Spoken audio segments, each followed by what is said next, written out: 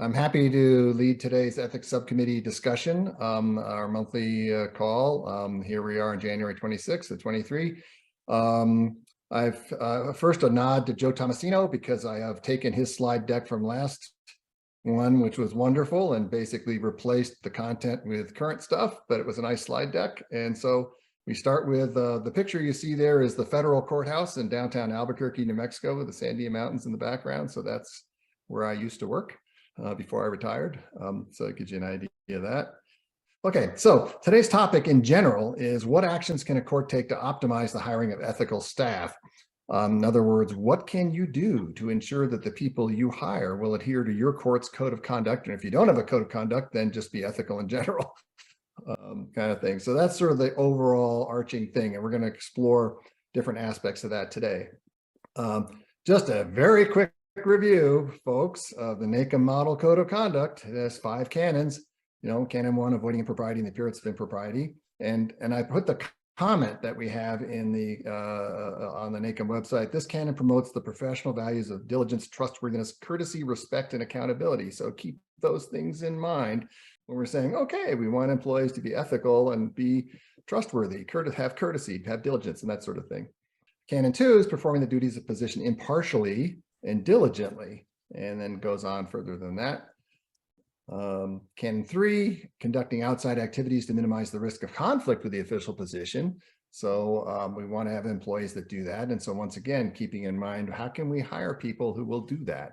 And Canon 4 is inappropriate political activity as the 4th one. So that's just a quickie review of the canons, just to keep that in mind as we say, okay, we want to have ethical employees, and how do we go about hiring them? So I thought it would be good to focus on a little bit of a sort of, piece of this. And then, so what personal qualities and values correlate to ethical behavior by court staff? Does anybody have any thoughts on that? I mean, that comment on Canon 1 kind of gave you a big hint, but does anybody have any thought, discussion of what you think of the personal qualities and values that might correlate? Trustworthy. Yeah, trustworthiness, yeah. Well, I can prompt you with a little bit here with this answer to that question, because there is this pretty nifty book by Bruce Weinstein, who is known as the ethics guy. And he was actually a plenary speaker at a NACM conference a few years ago. And he has a book called The Good Ones. And I'll have a picture of that, but it's called The Good Ones. And he lists 10 crucial qualities of high character employees in his book, The Good Ones. And so let's talk about that a little bit. So there are the 10 qualities. So honesty, accountability, care for others and for self, courage, fairness, gratitude, humility, loyalty, patience, and presence, being there. And so that's his list of personal qualities that would support, what he calls the good ones. And part of being good is being ethical. So which of these support ethical behavior? So, on that list, what comes out for you? Humility really stands out to me. Find someone who is not wrapped up in themselves. They would be more willing to admit the mistakes, and be generally more ethical. Mm-hmm. Okay. What others? I'd suggest accountability. I think that's one that we've always got to remember. There is no ethics until you hold yourself accountable first. Okay. Yeah, I like that. I agree. I will say, Norman, that I think that all of these in part support ethical behavior, but I will also say that there are a few on here that could run contrary to ethical behavior too, when taken to an extreme. And I'm looking at loyalty based upon what we've seen in our country. And I'm not going to go into anything more about politics other than to say that sometimes when loyalty is an expected character trait, it leads to unethical behavior. I shouldn't say it's loyalty really isn't tied to it, but it is, in the sense that that's what's demanded of by the person who is acting on it. That's very interesting, because I would put that as the #1 trait that at least courts look for when hiring. Yes. I'm looking at 2 things. One, I think accountability is big with me. accountability for your actions, accountability for your work, accountability for the treatment of other people. But as I sit here and look at all these, and this may be something that you get into, but the challenge, I think, is you're not spending a week with this individual to gauge where they are on, regarding any of these characteristics. No. You're trying to make a decision based upon one, maybe two conversations that might be 30 minutes in length, right? Mhm. So I find this list, that's what strikes me, is I agree with all of these things, but it's like, how do you go about gauging that? So I think that's interesting. But Rick, I didn't see that one coming. I like it. I didn't see that one coming, but I think accountability is something that we really focus on here. So. Okay. Yeah, I think Courtney puts her finger on the challenge. I know all these are in balance, in proper perspective, are great. I would love to be able to assure myself that every candidate we hire has all these characteristics. I mean, I think the challenge is how do you gauge that in the limited time you have? I'm so glad we're talking about this in general. If take a little detour, we always spend a lot of time on promoting ethical behavior after or reinforcing ethical behavior after the employees are through the door. It's so good and so refreshing, and I think so important to talk about, okay, to what extent can we do that before they ever cross the threshold? The challenge, though, I think, is exactly what Courtney says. I mean, yeah, I mean, if you were to quiz the job candidates on these, of course they're going to reassure me that they exhibit all those qualities. And we could do things, I suppose, like ask for scenario descriptions of when they had to resolve an ethical dilemma, just to see if they've thought it through, to see if they've sort of been on the front lines of ethical dilemmas, which may be an indicator of ethical development in their thinking and behavior, maybe. Of course, candidates are always going to spin themselves in the most positive light. So I'm not quite sure how effective that would be. But I mean, to me, this is such an important discussion to have. How to do this before they hit our payroll. The challenge is, how do we get there? Well, Carl, let me suggest this. One of the things that I've sort of always tried to keep in my mind when I hire people is people are pretty consistent. Once people get to be about 30, their character is pretty well formed. So I think, sometimes if you can look back at their prior employers, I mean, if they haven't acted ethically, including producing work in your other employers, I think you're going to find that they're not going to meet it for you either. And that's one of the big things I try and rely upon, particularly for the higher level positions. I don't know, Stacy may be able to comment about whether that's a best practice of HR or whether that's just something I just sort of do because what the heck, I just do it.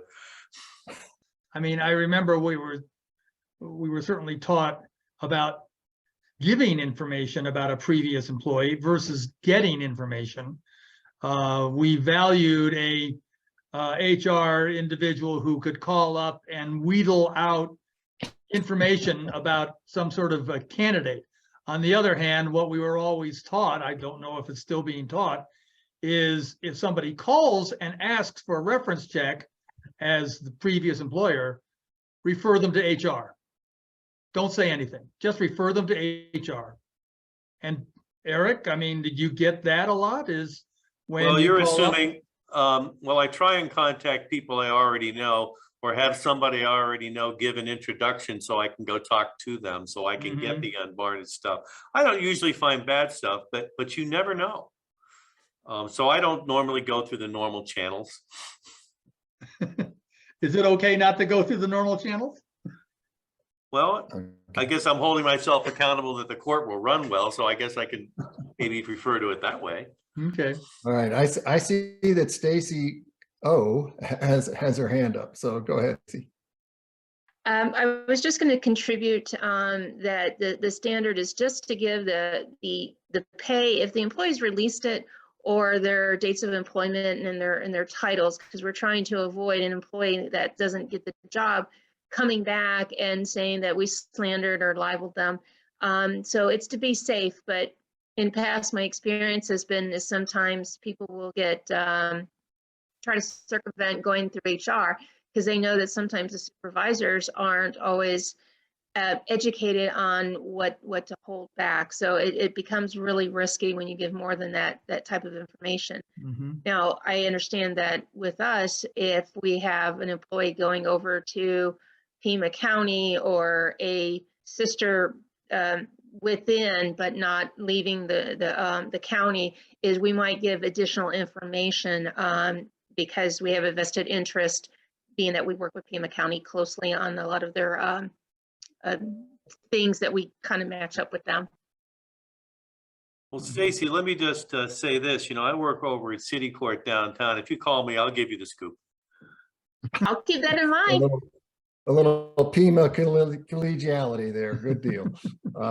Okay. Getting back to Courtney's, observation of a little bit earlier about, well, okay, how do you, what steps can you take? Well, we're going to explore that. There are future slides on this presentation where we're going to do that and address what, Carl, you talked about. We always talk about, on the back end, but what can you do on the front end? So, okay, we've had some pretty good discussion on what kind of qualities on this list support ethical behavior. I'm going to say, let's focus on 3 qualities. I just cherry picked 3 that I thought were pretty important: honesty, fairness, and accountability. And we talked about accountability, not so much honesty and fairness, but I figured we had to hone it down on some respects. So I used the privilege of the chair here to hone it down. So we're going to explore those in more detail. But what actions can torts take to hire up people with these qualities, which is exactly your question, Courtney.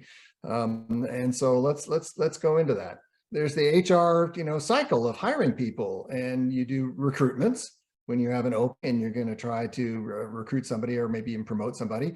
And I put a couple of things down here that I think are apropos, and then some question marks for discussion. But let me first say, the diversity, equity, and inclusion principles of hiring apply. And I think that they contribute to making sure you have a broad-based candidate pool, that you are reaching out to the diversity of your labor market that you are trying to reach out to, and that you do all the things that you would do. And this is not a DEI seminar, but that you would do in the hiring process to ensure that you are doing a good job of informing the labor market broadly, and that you are attracting candidates from that labor market. And so I think that personally, I think that helps to make sure you're having candidates who are that you do have candidates who will be ethical and who are ethical, because you want a diverse group. And you're obviously I think it's obvious you're going to recruit people who maybe perhaps aren't so ethical because you're being diverse and hiring. So you're going to get the spectrum of people, but you want to make sure you get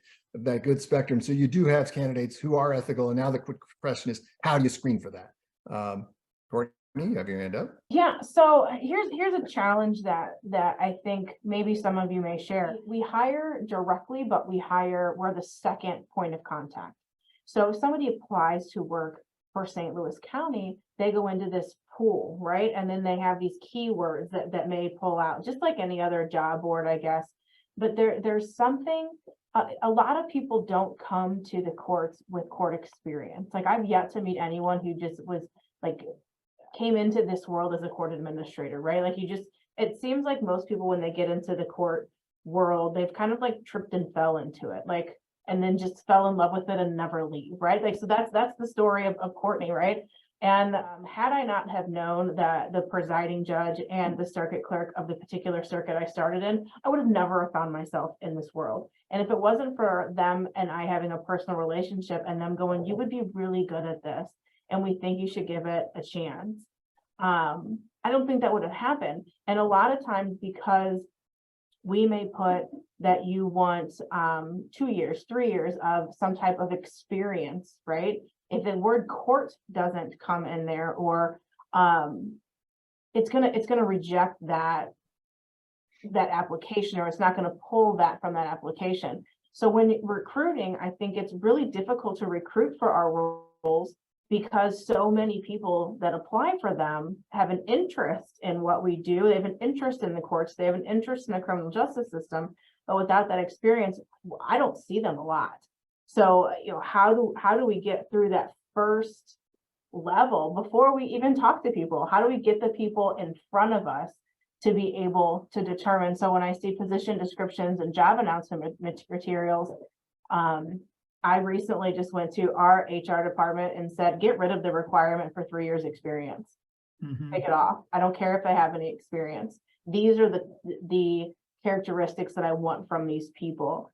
And then before they interview, they get a questionnaire, and that will hopefully tell us a little bit more about them. But I think I found that to be really challenging to even get people in front of us sometimes. So Yeah, those are really good points, and we all in our careers have worked in different HR environments where you may have direct control over the announcements and the labor, reaching out labor market and screening and such, or you may not. And obviously, you have a situation where you have a county HR department which does the front end, and then you get a pre-screened group. My response to that is, well, okay, you do the best you can in the system you're in, so that if what you try to do is influence that HR department to do what it can to give you, the kind of candidates you want. And you already just did that, for example, by saying, hey, get rid of that three-year requirement because it's not really relevant to the kind of people we're attracting and the people that I'm hiring.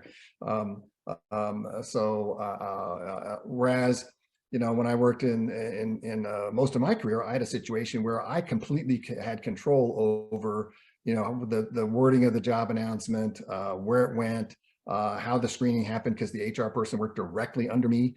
So that's just a different environment, for example. So the second check mark I've got on here actually gets to some of what you were referring to, and that's, the advice is that your position descriptions, when you post a job, it should be tied back to the job. What is it doing? What kind of position are you recruiting for? And so the description of that plays a role in whom you attract. And in that position description, and thus the job announcement materials that are built off of that they reflect ethical standards and desired character traits. If you're looking for somebody who is, ethical and accountable and, has loyalty, whatever, how can you craft your position description to make sure the employee knows that's what your expectations are, and thus the job announcement that's built off of it? Now, I know this is tricky, and maybe Stacy, Ali can, give us more hints about how you would craft that. But the advice from Mr. Weinstein, I took this directly from him in his book, is that make sure that you have ethical standards before the recruitment, and that they're viewed in what you're doing inside the recruitment, so that when you're attracting people, they're on notice that for example, your job announcement says, we have a code of conduct. It says that you will behave in the following way, so that it says, if you aren't going to agree to that, don't even apply. Basically it's the message that we want people like this, and then it helps them pre-screen themselves in or out, I guess is the thing. So screening. Okay, so now you've got applications, and it's, so Courtney, you've got your HR department starting the screening process. And so you narrow the applicant pool, you do interviews, you do references to background checks, which you have a separate slide for that. So, these are all screening mechanisms that you use to narrow the field down, and eventually narrow it down to the person you want to hire.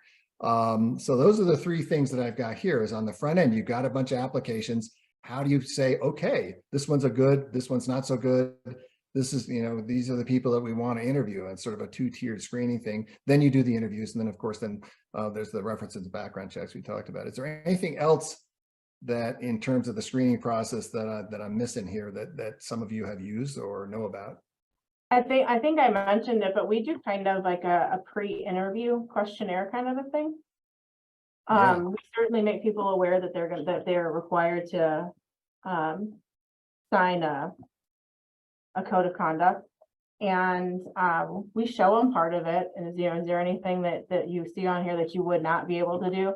Of course, they're always like, no, it looks great. I'm a hard worker. I'm punctual.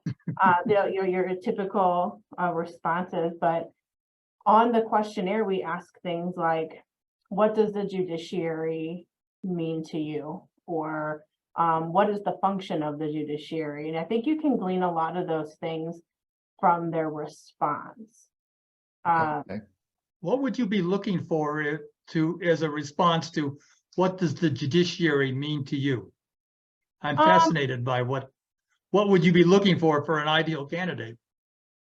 somebody that understands that maybe like the little bit of the foundational knowledge of the third and independent branch of government versus somebody that says that they work in conjunction with the police department, right? So those send two very distinct messages, and understanding that being part of the judiciary, what that means, and somebody that might say that will impact me working in the judiciary and data entry and doing that may impact somebody else's life.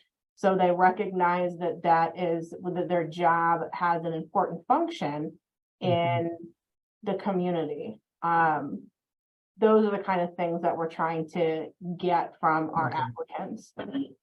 Yeah. So if you actually had a court that did have a very law enforcement perspective, that worked very closely with local police and whatnot, you would be looking for the opposite answer, do you think? No, I think, no. I mean, there are courts out there that have a very close relationship to the local police.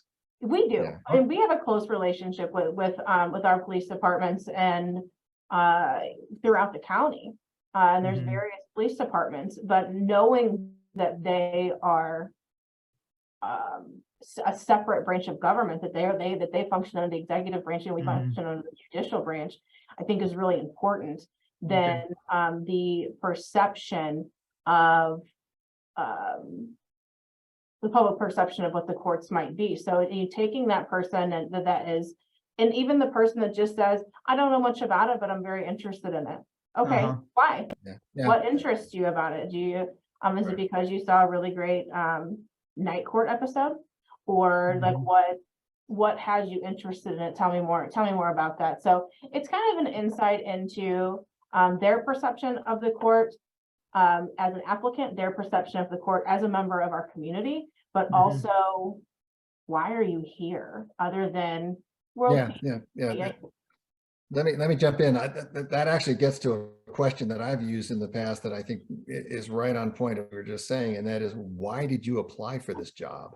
And you know, if the $1 million answer is, well, I believe in the rule of law and I want to be part of it, but you're not rarely going to get that one. But Stacy, Owsley, you had your hand up. I'm sorry it was taking so long to get to you, but we had some nice discussion going there. So Stacy, what did you have your hand up for? I wasn't sure if this was the right time to bring it up and looking at the slide, but for our safety sensitive positions, we do a psych eval. So that might give us some more insight into this person. However, this is already done. This is done after they've accepted the conditional, the contingency of offer. Okay. As for safety sensitive positions, I mean, you wouldn't do it for everybody, right? Correct. It would just be our detention officers and our probation officers. Okay. Sure. That's understandable. Sure, and that's a very specific area of the labor.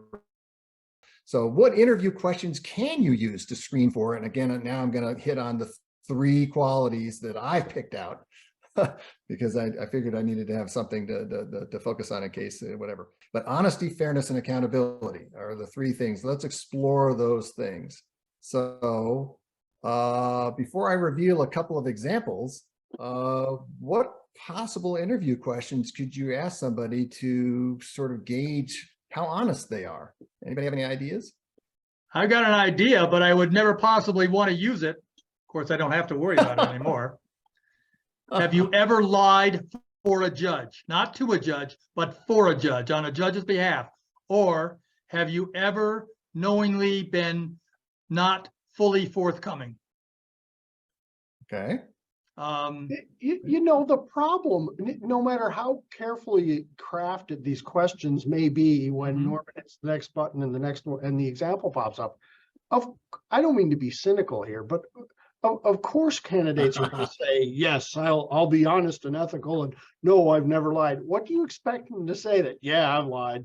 Yeah, I've ducked somebody at the front counter when they want to know if Judge so-and-so's on vacation. What are they going to say? Of course, or the question about, or the job posting that says, we have a code of conduct or ethical standards. Are you willing to comply? What are they going to say? No. So I don't mean to be cynical here, but you know, in a job interview, you're putting your best foot forward, and to test honesty by asking about honesty, I just don't know how effective that's going to be.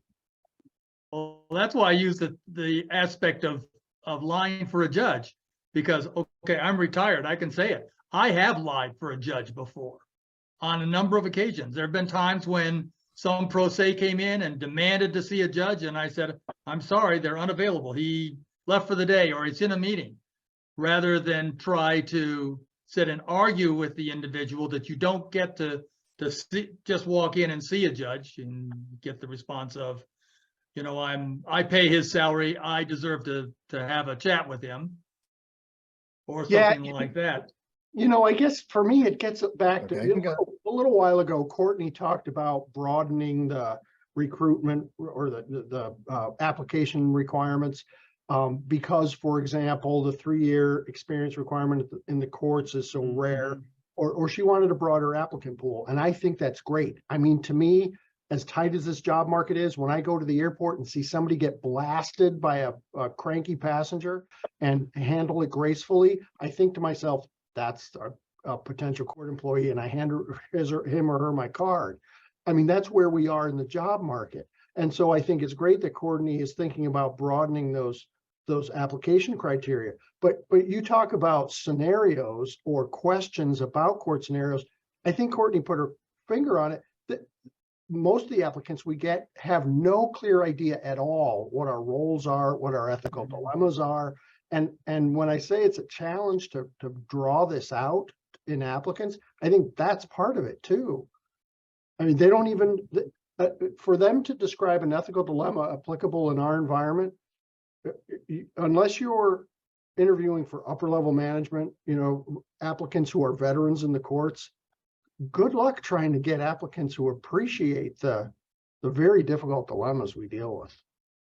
I think I like when we've amended kind of our interview process, but I think a lot of it is in the way that you ask the question. Instead of have you ever told a lie, it's tell me about a time when you have and you've gotten caught. How did you handle that? Or tell me about a time that you did something wrong, or a time that your bank bag was short if you worked at a Starbucks or whatever, and how did you handle that? Or you have an irate customer that you did something wrong and you need to tell them you did something wrong and fix it. How do you go about that? I think kind of the assumption of the error or of the mistake leads them more to, okay, you're already like, world peace is not going to work here. Or like, give me your top 3 characteristics. Well, I'm punctual, I'm nice to everyone, and I'm a hard worker. Like, I try to eliminate any of those possible answers. And My weakness is I care too much. yeah, exactly. Like, that's my number one weakness, you know, Yeah. like, oh, it makes me nauseous. All right. I prefer that candidate that comes in and is like, you know, growing up, I really liked Matlock. I'd be like, okay, we can relate to that. Or I watch SVU religiously with my mom. It's okay, great. Or the person that comes in and says, I have no idea what you do here, but I want to get into government, and I thought this would be a good place to start. Okay, we can work with that, but maybe it's somewhat kind of pushing people into a corner by assuming that there's been some type of error. But I know very few people that can say they haven't lied about somewhere they were supposed to be and they weren't. My parents could put on a documentary about that. Or, you know, like, how did you deal with it? You know, we've all made mistakes. So just, Okay. how did you deal with it? The very first warrant I ever issued in my entire court career was upon the judge that issued the warrant, that ordered the warrant. I issued a warrant for her arrest. So it's like, you know, having to go to her and say, so there's a warrant out for your arrest currently, but I'm taking care of it, was not a comfortable moment.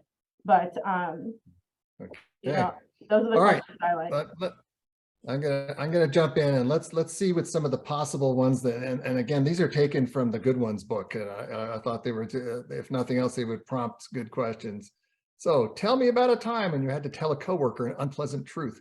What were the challenges and how did you get past them? What happened? All right. So this is not asking like, Carl, you know, have you ever lied to anybody? but it gets to a way of getting them to talk about a situation where they may or may not, you know, have been honest with their coworker, and how did they handle it? Another one is, have you, and here's one that's more like your Carl, have you ever cheated? And if so, what did you learn from it? Well, I'm guessing the vast majority of us at some point in our life probably cheated on something in school or whatever. And so it may or may not be forthright, but at least you're giving them a prompt in that regard. And then a third question, tell me about a time when you could have lied to a supervisor, but chose to tell the truth. What happened? It's turning it on its head. I kind of like these questions because I think they may avoid to some extent Carl's problem or issue with it. And it gets more like Courtney. You actually, I think, gave us one of these examples here. So when you had to do something that was hard to do, but you did it anyway, kind of thing. So I kind of like Carl's question of, are you a liar, and are your pants on fire? That would be the new interview question. But I really like that last one. Tell me about a time where you could have lied and you didn't. I like that. Anybody else have a thought about a different kind of question you could ask about honesty before we move on to the other two areas? Really quickly, Norman, I think this is such a great discussion, and I so appreciate the time and thought we're spending on this. One of the things that makes me uneasy about a lot of this, though, is I was in a restaurant one time and I saw somebody treated wait staff treated really badly and handle it incredibly well. And so I pulled out one of my cards, and, you know, someone who's so graceful under stress. I don't know if you ever think about working for the court, but if you ever do, here's my card. And her response was, I'm on probation. You're not going to want me. So I think, and this sort of anticipates a discussion on background checks maybe, but I think we have to be a little careful about scaring people off. Because I think we scare people off just by who we are. And so it sure would be nice to be able to reassure applicants that we really do want them to be honest. And if they have sinned in the past, there may be some sins that will still let through the door. But that's one of the things crossing my mind. It makes me a little uneasy about beating this drum a little too hard with some people, because I wouldn't want to scare away fantastic employees because they've got at least to some degree a checkered past. Sure. And that gets to, I've always, and we talk about background checks, so I'm jumping up a little bit, that, you know, making sure that the background checks and the results of it, that you're applying them in a relevant way to the job at hand, and that you're not screening people out, you know, saying, well, anybody who's been convicted of a misdemeanor any time in their life will never work for the court. Well, is that really relevant to the job you're hiring for? Maybe, but maybe not. And so applying your standards in an appropriate way, that there's a nexus between the behavior that has been exhibited and the job and recruitment. So, okay, let's move on to the next one. Fairness. Okay. Have you ever seen another staff member treated unfairly? What happened, and what, if anything, did you do about it?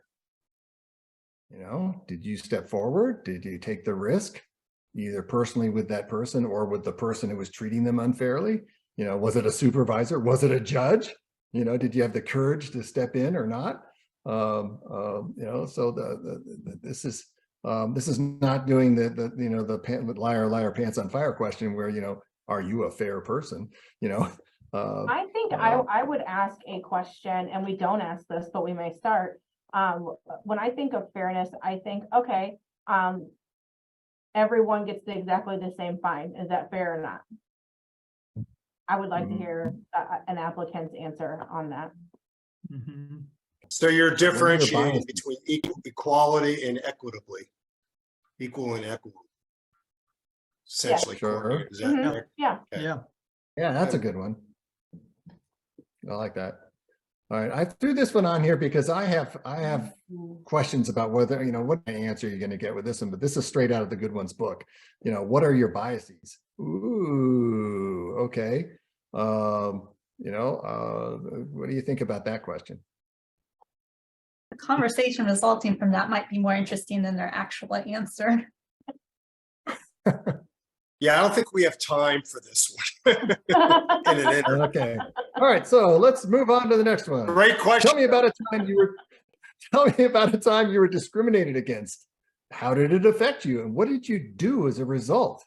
I would think that probably all of us at some point in our life, except maybe old white males like myself, perhaps, who are privileged, have led a privileged life in the broader scheme in America, but have been discriminated against in some fashion, and so they probably should be able to to come forward with something here, and that might be revealing about them and how they view the fairness and what is fair or not. Perhaps. I What wonder, are we though, looking how does- for with this? Right, how does this get to ethical? Yeah, inclination? what are we looking for? I mean, somebody said he was discriminated against and he said, I just sucked it up and I kept my head down and I kept working because I need this job. Does that disqualify the person? Or in the reverse says, no, I stood up and I yelled at the supervisor and I got fired. I think it's an interesting question, but I'm not sure where if we were asking that in an interview, what I would be looking for. Well, but doesn't our canons ask people to be part of an organization and in their personal behavior at work to treat everyone fairly and apply fairness standards in their work? And so aren't we interested in that?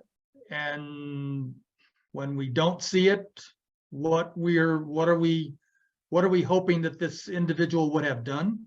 Well, if they give you an example, for example, let's say if they say, yeah, I saw something, it was pretty, and it was, it wasn't, something which was a fireable kind of thing, but I thought it was disrupting to the workplace and whatever, with one employee with another. I said nothing. I think that tells you one thing. And on the other hand, if they said, I thought that we need to have a workplace which doesn't have that kind of behaviors, and so here's what I did about it. I talked directly to the person. I talked to the person who was treated unfairly and say, well, how did that make you feel? Do you feel that way? Do you agree with me? Or you might even go to the supervisor. I mean, I would expect that if you want somebody to be truly ethical and applying that at work, that they would have done something. What if the questions were framed to be more job specific? So instead of tell me a time you were discriminated against, it were tell me a time you saw someone at your job discriminated against. I think I see your point. Okay. All right, so we'll start next month with fairness again and asking for Stacy's input. And so Stacy, you're on the hook for a second meeting, haha. And and then we'll go through accountability and then background checks and that kind of stuff. And then actually, I'll give you a sneak preview and maybe I'll circulate this. I've been looking at the Chat GPT AI, ask questions. And I asked the question, what kind of questions should you ask to assess whether or not somebody's for ethical behavior in a job interview?